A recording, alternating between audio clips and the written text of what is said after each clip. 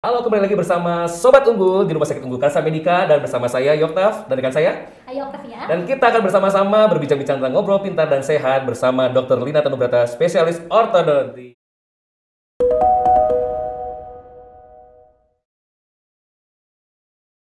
Halo Iya, semuanya. oke, benar dong.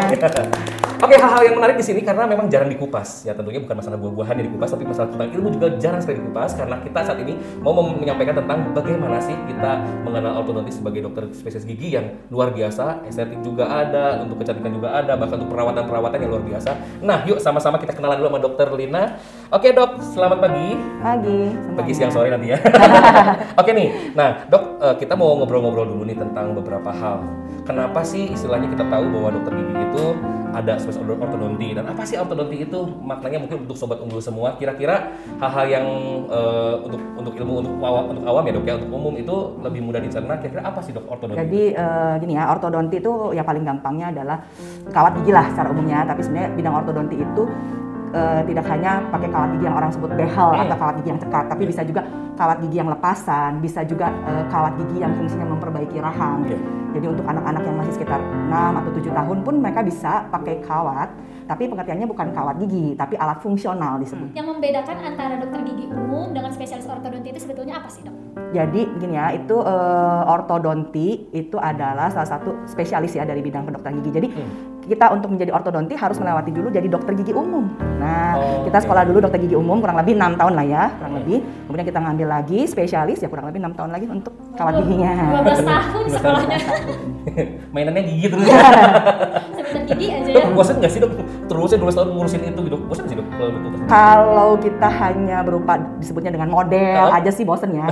Tapi kan kita merawat pasien dari awal sampai dia selesai. Ada kriterianya, ada ketentuannya, jadi ya nggak bosan karena dinamikanya banyak banget. Case-nya banyak ya Dok? Case-nya banyak, dilemanya banyak, nyuruh pasien datang untuk kontrol juga perlu perjuangan.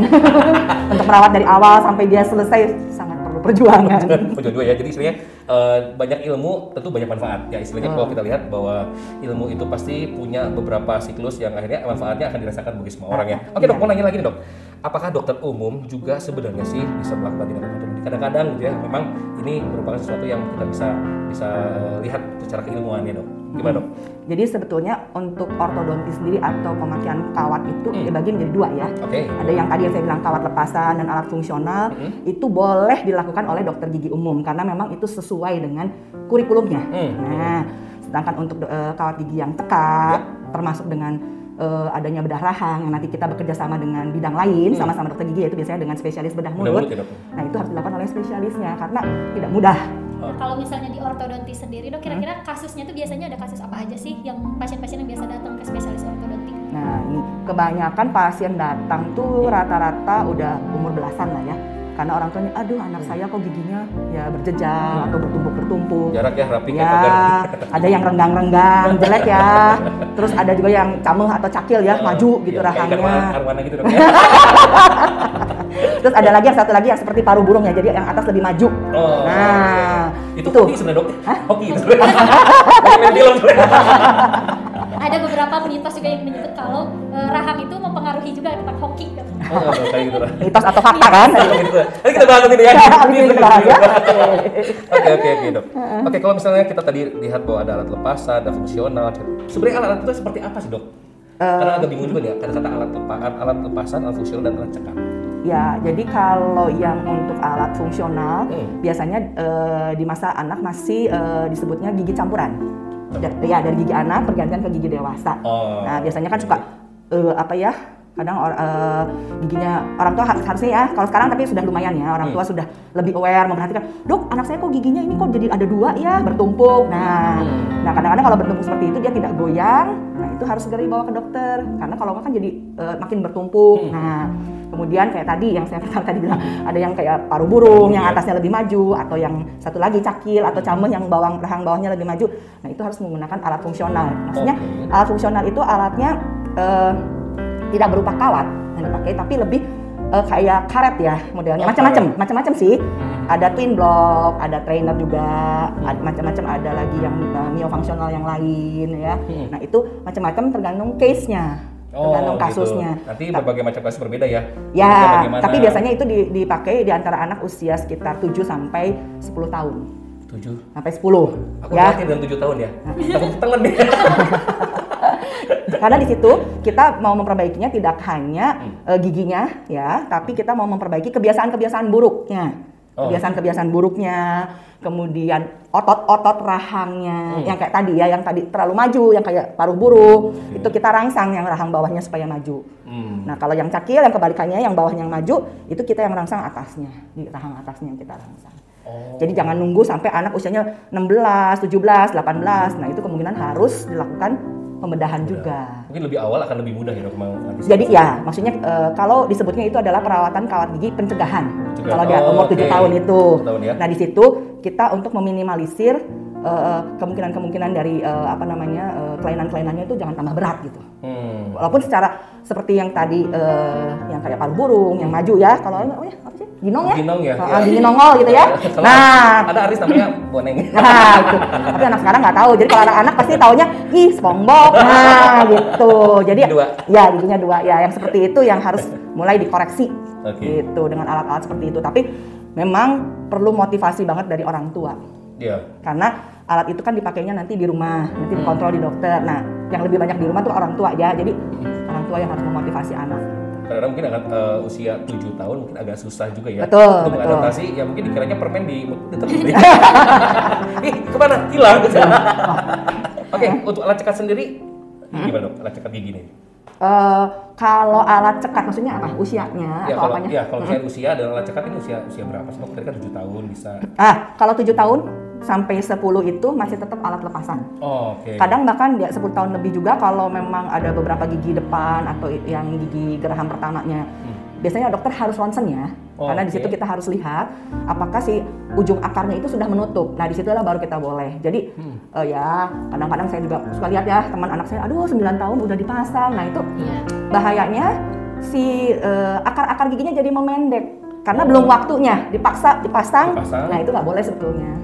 Kasihan. Jadi anaknya nanti lama kalau udah besar itu kalau difoto misalnya umur 16 itu udah kelihatan nanti giginya pendek-pendek akarnya. Itu efeknya ya dok? Iya, efek sampingnya. Jadi memang harus diperhitungkan juga ya istilahnya. Ya, jadi harus ke dokter lah. Dokternya akan melihat. Biasanya sekitar umur 10, tapi 10 itu bukan patokan. Patokan kita nanti ada ronsen. Ada ronsen telapak tangan kalau untuk yang cowok. Nanti kalau yang cewek memang ada yang lain juga. Bahkan sekarang ada yang namanya CBCT yang 3 dimensi. Ya kan, untuk melihat ini akarnya seberapa panjang, bengkoknya kemana, diukur itu 3 dimensi disebutnya CBCT itu. Jadi ronsen 3 dimensi. Berarti ini hal khusus memang nggak sembarangan ya. Kita juga pasti ada penegakan hal lain yang bisa dilakukan agar ini ini udah bisa atau ini. Ya, betul. Jadi nggak bisa cuman kita lihat aja sama dokter ini udah bisa, ini nggak bisa seperti itu. Tetap kita harus menggunakan alat-alat penunjang. Ada beberapa ronsen yang harus dilakukan. Itu berarti memang untuk keamanan juga dok ya? Iya. Berarti kalau mau pasang behel itu kan ada prosesnya dulu, tadi ada ronsen dan lain-lain. Nggak bisa ya dok kalau misalnya sekali datang langsung dipasang gitu kan, nggak bisa ya? Nah, itulah kalau kita ke spesialis, kita kan ada ilmunya ya. Memang harus seperti itu untuk menegakkan diagnosa ya. Sorry kayak kemarin misal ya, saya mungkin agak melenceng dari gigi, misalnya kayak COVID, nggak bisa cuma datang batuk pilek terus langsung disebut COVID kan? Betul nggak? Harus di ronsen, di swab. Nah itu fungsinya apa? Pemeriksaan itu untuk menegakkan diagnosa supaya kita tidak salah melakukan rencana perawatan dan perawatan selanjutnya. Sebenarnya ada sih yang memang cuma sekali jadi itu kawat pagar. Sini deh, pagar 3. Langsung jadi. Pakai kawat jemuran ya. Kalau untuk prosesnya sebetulnya ada proses apa aja sih dok? Tadi selain pemeriksaan, nanti setelah itu untuk pemasangannya bagaimana? Ya pokoknya pertama pasti konsultasi dulu sama dokternya kan, kita lakukan pemeriksaan, kemudian nanti dokter melakukan pencetakan gigi untuk model awal, cetak, kemudian akan melakukan foto ya, foto dari maksudnya foto wajah dari depan saat posisi tersenyum, dari samping giginya juga dari depan, dari samping seperti itu. Terus biasanya lakukan ronsen ya, nanti dokternya kasih pengantar untuk ronsen. Baru setelah itu kita persiapkan nih mulutnya. Artinya kalau ada karang gigi dibersihkan, kalau ada yang berlubang ditambal, kalau ada yang sisa akar harus dibuang. Karena itu kan berpengaruh ke perawatan nantinya. Ya. Betul dok, kalau sekarang kan kasus-kasus udah makin banyak nih ya. Ada nggak sih efek-efek kasus misalnya gigi itu akhirnya renggang atau mungkin tumbuhnya tuh di tengah, ada yang mungkin di tengah lak-lakan ya kalau nggak salah ya. Itu gak karena mungkin apakah dari gaya hidup dari orang tuanya zaman ini mungkin gitu ya, atau mungkin memang ada cara makannya ada yang salah atau bagaimana dok? Kira-kira ada nggak efek-efek seperti itu? Ada sih, semua ada ya, semua ada berhubungannya. Yang paling pertama banget yang berpengaruh itu sebenarnya faktor genetik ya. Oke, misal contoh nih ya, yang Roktaf giginya agak maju dikit nih, ginong. Emang sih. Untung pakai masker ya, nggak ketahuan. Ginong. Terus misalnya Ayu jadi maminya nih, terus giginya tuh rahangnya udah kecil, giginya gede-gede. Giginya Ayu gede-gede ya. Ya, kebetulan misalnya salah satu anaknya ikut giginya rahangnya kayak Pak Yoktaf gitu ya. Ginong. Terus giginya gede-gede, udah ginong, gede-gede, udah nggak muat deh, udah pasti itu seperti itu, pasti ginong. Dari kecil udah kelihatan. Udah kelihatan ya? Berarti genetik berperan juga ya di sini? Genetik itu paling utama, paling berperan. Kedua, bisa juga dari kebiasaan buruk. Ya, misalnya cara menelan yang salah. Karena seperti itu, memang kalau dia nggak ke dokter dan dokternya tidak memperhatikan atau tidak bertanya gitu detail, itu nggak terlalu kelihatan. Kelihatannya kalau sudah efeknya. Misalnya menelan yang salah itu biasanya terbuka gigitannya. Open, gigitannya terbuka seperti itu. Ada juga yang nafasnya banyaknya lewat mulut. Ya, makin ginong tadi, bird face tadi, makin parah. Tapi bisa juga karena misalnya dia ada masalah polip, udah ditambah dia napasnya susah, ada polip, ada misalnya asma, kan otomatis dia banyak bernapasnya lewat mulut. Nah, macam-macam cara menelan yang salah, kebiasaan buruk yang kayak tadi banyak. Terus pola makan, pola ngunyah nih, ibu-ibu, bapak-bapak di rumah. Kadang kita harus perhatiin anak-anak ya, karena zaman sekarang tuh serba instan ya. Jus kayak gitu. Terus makanya apa tuh ya? Boba mah enggak ya? Apa ya yang gampang-gampang lah artinya? Yang fast food gitu ya dok ya? Iya, ya kayak gitu. Itu ternyata berpengaruh dok ya? Sangat berpengaruh. Terutama anak-anak itu kalau yang dia malas ngunyah, banyaknya di mulut. Nah, itu perkembangan rahangnya udah pasti berkurang, gigi pasti bolong. Selain daripada giginya posisinya mungkin agak kurang bagus, ternyata efek ke kekuatan gigi juga berkurang. Iya, maksudnya jadi banyak bolong karena di mood kan, kalau di mood kan jadi lama di dalam mulut. Sedangkan makanan itu kan makin lama jadi asam. Betul, ya? Jadi merusak gitu. Merusak, jadi gigi bolong. Terus kalau misalnya masih bayi harus dibiasain walaupun dia minum ASI, harus dibilas lagi pakai air putih dengan cara pakai sidot, ada air putih. Kalau misalnya dia minum susu, kita harus sediakan 2 botol, 1 susu, 1 air putih. Jadi minimal kalau dia pokoknya intinya tidak boleh dia mengedot sambil tidur. Ya, tapi kalau misalnya seperti itu gimana dok? Kalau udah biasa begitu ya, dari siang tuh sudah harus dibiasain 1 dot susu, 1 air putih minimal. Ya kayak saya dulu ya, anak saya dulu gitu. Tok, ya dia udah nelan, nah udah pasti itu kebilas setidaknya. Nah, kalau yang bagusnya tetap harusnya sikat gigi sebelum tidur. Ya, tetap harus tetap sikat gigi. Terus kalau misalnya siang, terutama makannya kayak coklat yang manis-manis itu, usahakan sikat gigi. Kalau dia udah lobang, ada coklat itu udah nggak akan bisa lepas tuh. Boleh tadi dikatakan bahwa ada yang berpengaruh itu mungkin dari bernafas lewat mulut. Ya. Saya bernafas lewat insang ya. Jadi air dong, berenang saya. Oke, segini gini. Ini minum air dong. Oh, minum air ya. Jadi sebetulnya kalau untuk penggunaan behel itu kita harus lebih rajin ya menjaga kebersihannya, terutama yang menggunakan karet ya. Karena karet itu sebetulnya digantinya cukup sebulan sekali, paling cepat itu 3 minggu. Jadi bukan seminggu sekali, bukan. Ya, seminggu sekali itu hanya cuma ganti baju, hari ini putih, besok lagi hitam, besoknya lagi warna hijau. Ya, giginya belum gerak udah ganti lagi baju, ya. Belum cetai dandannya belum rapi udah ganti lagi baju.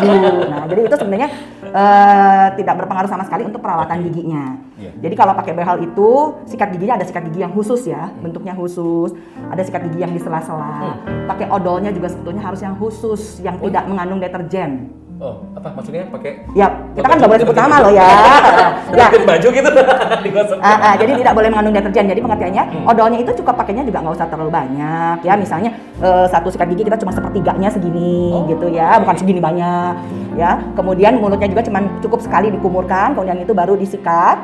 Ya, setelah disikat kumurnya cukup 1 kali, karena tidak ada berbusa-berbusa. Nah, itu jadi penting. Khusus ya, berarti ya? Khusus. Ya, kalau untuk perawatan yang lain ya memang kayak bersihin karang gigi udah wajib lah 6 bulan sekali. Tapi kalau rutin wajib ya, apalagi kalau dia pakai kawat gigi itu udah wajib banget. Ya seperti yang tadi bilang pakai karet itu lebih banyak makanan itu nempel di sekitar karet. Nah, itu yang bisa menyebabkan jadi giginya jadi berlubang. Ya. Ada kan sikat gigi yang kecil? Ya, nah itu untuk di sela-sela di antara kawatnya itu yang penting. Karena kalau enggak, nanti lama-lama jadi karang gigi. Ya kita mau gerakin giginya di sini kan biasanya suka gini ya, masukin gini atau gini bersihinnya. Nah kalau enggak, itu jadi karang gigi, giginya nggak bisa bergerak. Oh sebenarnya kalau dengan yang tali ya? Kalau untuk ada kawat gigi susah, pakai tali nggak bisa. Kecuali gigi belakang, dental floss maksudnya ya. Betul. Itu untuk yang gigi belakang bisa. Tapi kalau yang untuk ada kawatnya, ada namanya interdental brush. Interdental brush khusus. Itu dijual di mana-mana ya? Ada. Oke, kita jual nggak? Oke. Kalau pemasangannya dok kan kalau yang Ayu lihat ya orang-orang yang pakai behel itu ada yang cuma 1 tahun, ada yang 2 tahun, ada juga yang sebentar udah dicopot lagi. Nah kira-kira sebetulnya yang bagusnya itu tergantung apa sih dok? Berapa lama? Jadi bukan bagus dan tidak ya. Betul. Nah, case-nya tergantung kasus, tergantung kasus, tergantung alat yang dipakai, kemudian kontrolnya rajin atau tidak. Kalau cepet copot ya makin lama. Nah itu jadi bukan berpatokan dengan waktu atau apa, tapi dari kasusnya sendiri ya dokternya yang melihat, nanti yang menentukan gitu. Jadi kalau cuma setahun doang kayaknya cuma buat gaya-gaya doang ya. Jangan pakai kawat yang pagar tadi ya. Kawat pagar tadi itu. Iya, itu. Makanya dia cepet dibuka. Pasti buka bagi giginya copot. Cepat semuanya. Oh iya, hati-hati, saya pernah dapat kasus ya. Aduh, mungkin karena pengen cepet atau apa gitu. Kayaknya ditarik tiap minggu atau gimana sampai akhirnya giginya yang 2 depan itu goyang. Pas datang sama saya udah nggak bisa lagi diselamatin karena akarnya juga udah habis, tulang di akarnya itu. Kok kayak gitu udah nggak bisa lanjutin ya? Ya memang dia bukan di dokter gigi sih. Ya cuman maksud saya ya ini suatu pembelajaran lah buat masyarakat umum ya. Jadi hati-hati, jangan karena ya harganya murah, karena kita pun untuk menjadi dokter spesialis itu kan harus sekolah lagi dulu dokter gigi, baru ngambil lagi spesialis walaupun cuma segini loh. 12 tahun ya tua ya. 12 tahun ngurusin gigi. 12 tahun ngurusin gigi nggak beres-beres. Tapi justru dengan hal itu kita melihat bahwa kualitas juga akan menentukan ya dok ya, karena dengan kita berobat ke dokter gigi kita dengan yang khusus ya, bukan di pinggir-pinggir jalan itu kualitasnya akan berbeda sekali gitu ya. Betul, karena kita lihat nggak hanya itu gigi, cuma segitu aja ya, pengaruhnya macam-macam ya. Pernah apa tadi kita kebentur apa tuh? Rahangnya ngebuka nggak bisa nutup lagi ya. Jadi kayak zombie gitu ya, ngebuka terus kan pusing tuh ya, ngaces terus ya. Yang penting baunya itu. Jadi gini, kadang-kadang saya pernah dapat juga pasien sebetulnya banyak ya, cuman mungkin orang tua ini lebih memperhatikan kali anaknya ya. Dok, anak saya ngeces terus ya, udah gede, ngeces aja sampai bantal bau tuh dok katanya. Padahal umurnya udah di atas 10 ya. Nah itu karena posisi giginya dia maju begini, yang saya tadi bilang bird face, yang gigi ginong. Nah otomatis dia mau menutup mulut aja susah. Iya ya. Jadi kan ngeces deh, terus ngeces aja. Dia nggak pakai hidrolik ya? Ditarik. Nah ya seperti itulah, kadang-kadang kan hal-hal sederhana yang orang tua nggak perhatiin, tapi ada juga orang tua yang sekarang tuh lebih perhatian ya. Banyak sih sebenarnya, kalau menurut saya sekarang udah makin maju lah orang tua. Anaknya baru giginya tumbuh dikit, dok muter ya harus diapain? Nah ya situ senang kita, karena orang tua sudah aware anaknya. Ya istilahnya kalau kita lihat bahwa orang tua sekarang kan mungkin care banget dengan packaging anaknya ya, packaging. Apa namanya, penampilan anaknya dong ya. Karena kan sekarang rata-rata anak-anak kecil sekarang tuh ya itu budayanya udah banyak sekali. Istilahnya akhirnya aware orang tua ke kita ingin sehat, ingin bagus kan seperti itu. Betul. Oke dok, mungkin ini pertanyaan terakhir mungkin Mbak Yu, Dokter Lina, kira-kira sih kisaran berapa sih rata-rata kalau boleh gitu ya, berapa sih? Ini boleh etis kan nih? Etis aja sih dok, gak apa-apa kisaran di misalnya 2 gitu ya, dia bisa menyiapkan gitu kira-kira yang harus punya uang berapa sih gitu? Oh gitu pakai gitu. Ya, gitu. Ya di atas 10 lah ya. 10 ya, 10 gitu ya? Ya, oke gak apa-apa. 10 lebih lah. Dok, di luar juga kecantikan sangat mahal kok ya, tapi itu tidak mengurangi dari hasil yang memang dilakukannya. Yang penting kita memang aware untuk menjaga hal tersebut, dan yang khususnya para orang yang ingin terlihat bagus, good looking, itu pasti akan mencari ya. Tetapi dalam tentunya saya dan Ayu dan juga Dr. Lina nanti akan datang lagi di episode selanjutnya. Tetaplah di Unggul Podcast Rumah Sakit Unggul Karsa Medika, dan juga jangan lupa ya klik juga subscribe, share juga, share semua kayak tentang Unggul Karsa Medika. Yang paling penting ya. Ambil ilmunya semua ya. Oke, bersama kami terima kasih. Bye.